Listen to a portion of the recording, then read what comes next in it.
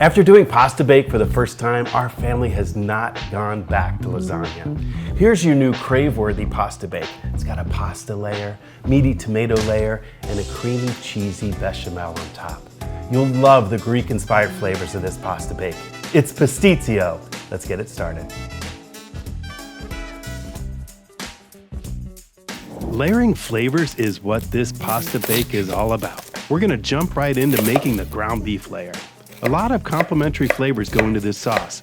We'll start by getting some onion and garlic chopped up, a dice of an onion, and a fine chop of a few cloves of garlic, and we're ready to get cooking. You know the kitchen is going to start smelling amazing when onion and garlic start off the show.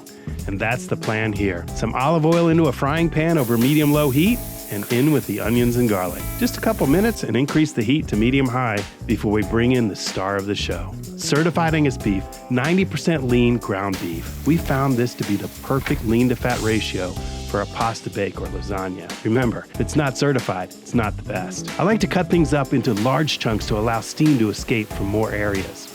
Allow it to brown on one side for a few minutes, and start adding seasoning. We'll start with a couple teaspoons of salt and a teaspoon of pepper. That's a good rule of thumb. A teaspoon of kosher salt per pound of beef and half the amount of pepper.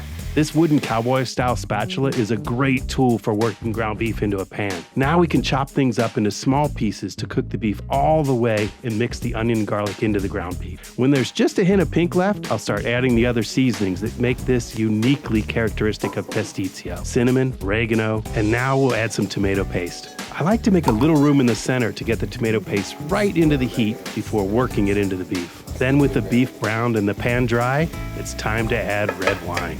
Oh yeah, red wine and beef are such good friends. You should make sure they hang out as much as you can. We can now load in the crushed tomato, some water, and a hint more salt. We'll let this simmer for a half hour for the most amazing meat sauce. All right, while that's set on a simmering slow ride, we'll build our bechamel layer.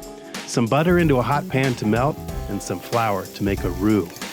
With a whisk, work things around for a couple minutes to get the flour cooked, and you see it foam just a bit. Now, we'll introduce the milk. I like to microwave the milk so it's hot to the touch, and then introduce it gradually into the roux. I find this is the best way to avoid lumps. So whisk until things are smooth and come to a boil, add more milk, and repeat until all the milk is in. We want this to simmer for about 10 minutes to thicken. It's a good time to check on your bubbling meat sauce. Give it a stir to let it know you care, and we'll come back to the bechamel. Once it's thickened, we can add nutmeg, a hint of salt, and loads of pecorino cheese. Spread the cheese into a cream sauce. You want the cheese to melt gradually on its own. So it's time to kill the heat on this and set it aside to cool and let that cheese gently finish melting. This is going to be such a delicious layer. To make it even richer and even more stable, we're going to add a couple eggs into the bechamel. Whisk quickly as you bring one egg in at a time so they don't scramble. All right, on to our third layer. It wouldn't be a pasta bake without the pasta. Ziti is perfect for a pasta bake. If you can't find ziti, penne will work, but penne is usually just a little too big. By the way, I'm just saying, if you're not salting your pasta water, we can't be friends. We want to boil the pasta here for 4 minutes less than the package directions. This will make sure the pasta doesn't become overcooked during your bake. Now, we'll stir just about a cup of bechamel with our pasta, and our 3 layers are ready. Time to build our bake. Coat a large casserole pan with some cooking spray before we build. In with our pasta. That little bit of bechamel with the pasta is going to firm up and make a great flavorful base. Smooth the pasta layer and bring in the incredible meat sauce layer. You want to keep the layers intact, so spread gently and evenly. Now our cheesy bechamel on top.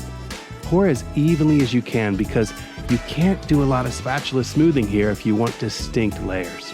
Finally, more pecorino to top things off. Nice and even, and that's it.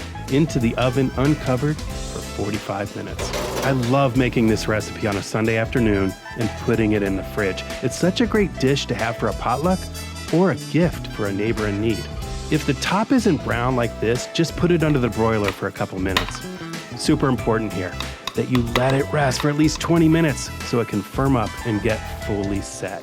Your patience will be rewarded with slices that come out neatly without falling apart. Oh, look at that. It's got the layers.